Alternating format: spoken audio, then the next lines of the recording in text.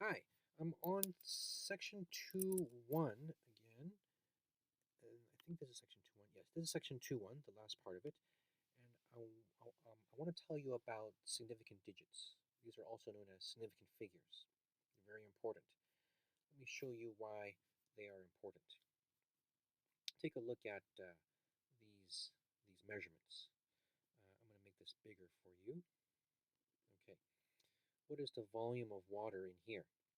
Well, let's see. This is 20, there's a mark here, and this is 40. So this must be 20, 30, 40, 50. Okay, so it's almost 50 of water in here. I assume this is 50 milliliters. So, because milliliters is a very common unit for measuring the volume of water in chemistry. So it's almost 50 milliliters. Could I say that maybe it's 49 milliliters?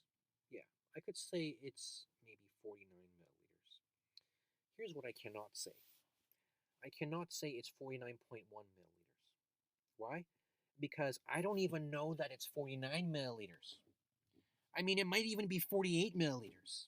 I can't tell because there are no little marks. This mark is 10 milliliters away from this mark. So there's a lot of milliliters in here and no marks in between these. So the best I could do is say, oh, you know what? It looks like about 49. The 9 in 49 is a total guess. It could totally be 48. So it's probably like 48.95623 but the best I could do is 49. That's the best. So what I just said there, 49, that is a measurement with two significant figures, two digits that I actually measured. So let me write that measurement down. 49 milliliters. This one I was sure of, right? we all can tell that there is more than 40 but less than 50 milliliters are here. So we're sure of this. This is check mark, sure of that. This number right here, this one, not sure. This is the uncertain digit. The uncertain digit here. The last digit of any measurement that you make in chemistry class is the uncertain digit. Even if it was an electronic balance, a digital readout, the last digit on a digital readout is also the uncertain digit. Why? Because the machine guessed. It could have been, like if this were done by a machine, it could have been 48 milliliters. It could have been 49 milliliters. But the best guess is 49. That's the uncertain digit. Okay, notice this, folks. When you do the lab work with Dr. Valdez, I need you to write down the data in the proper way, meaning this is not 50 milliliters. If you measured this as part of your lab work, you do not write 50. You write 49.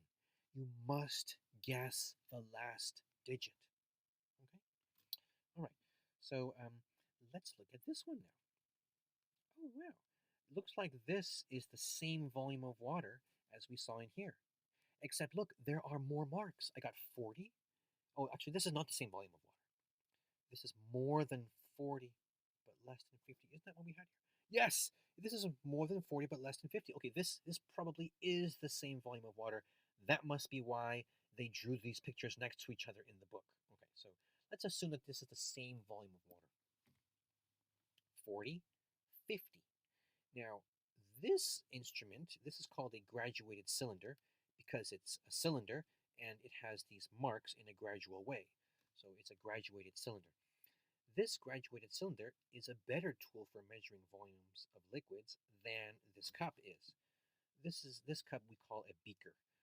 It's called a beaker because it's not just a cup, it's a measuring cup. But it's not just a measuring cup, it's a measuring cup with a little pour spout on it, and so we call it a beaker. So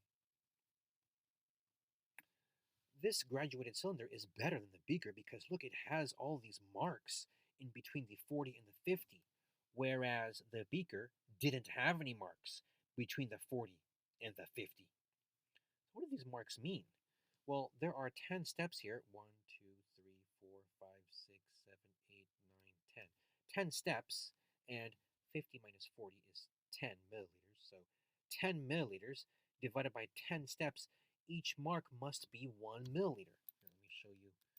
I mean, that's easy for you to do in your head, but when the tools get more complicated, you might want to see this on paper. I subtracted the known numbers and I divided them by 10 steps. And that got me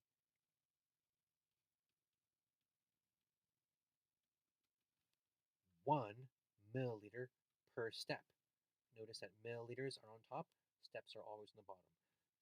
In the answer also, milliliters are on top, step is always on the bottom. So every step is 1 milliliter, 1 milliliter per step. That means I can just count 41, 42, 43, 44, 45, 46, 47. So this is 47 milliliters. So it's not 49 milliliters, it's 47 milliliters. Okay, I need to say something here about this tool. You do not write down 47 milliliters for this. No, because you must guess the last digit. Did I guess that this is 47? I mean, yeah, it's more than 40, so that was not a guess. Was the 7 a guess? No. I sat here and I counted it. 1, 2, 3, 4, 5, 6, 7. So that is not a guess. So what's the guess? Looks like looks like this water level is sitting squarely on the 7 mark. That means the next digit is 0.0. This is 47.0. So this is 47.0 milliliters. Ladies and gents, that is a much different statement than 49 milliliters. Not just because they're 2 milliliters away, but because this has a decimal place here. The number of decimal places available in your measurement, we call this the precision. There are 2 meanings for the word precision, but this is the most important one. The number of decimal places your measurement has, that's the precision.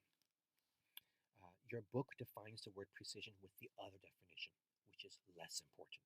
This is the most important one. Okay, so precision. This is a more precise measurement. Why? Because I am sure of this number, I am sure of this number, but this number was my guess. You know what that means, right? It means this is not, oh, about 47 milliliters, it might be 48, it might be 49. No! This is 47 milliliters. It might be 47.1, but it is 47. These two we are sure of. This is the uncertain digit. Uncertain. Do you see the difference? You see how that's different? Okay. So you always need to guess the last digit. I need to make one more comment about this graduated cylinder here. Notice that I didn't try to read the volume from the top of this water level. Notice the water level is a little smile. The smile is called the meniscus, and you must always measure the water level at the bottom of the smile, the bottom of the meniscus. Okay, and that's important. So the reason why that's important is because in a future quiz, I'm going to give you pictures like this, where you're going to have to measure water levels, and you can't be measuring it right there. No, that's the wrong answer. You need to measure it right there. That is the correct answer, all right? So this smile here, that is called the meniscus. Meniscus. It's a C there. Meniscus, okay? Important word, meniscus. That's the surface of the water, the curved surface. There are some liquids, such as mercury, which have a meniscus that curves in the opposite direction. In those cases, you must measure the liquid at the top of the meniscus. All right? In other words, you have to measure the meniscus at the end of the curve, the center and the end of the curve. Okay? And with water, it's the bottom of the meniscus. With mercury and some other rare liquids, I guess. I don't know any others than mercury, other than mercury actually, personally. But you know, who knows? Dr. Valdez. Dr. Valdez would totally know some other liquids besides mercury that have an upward curving meniscus. But that's all for now, but we are not done with significant figures. This is only the first video.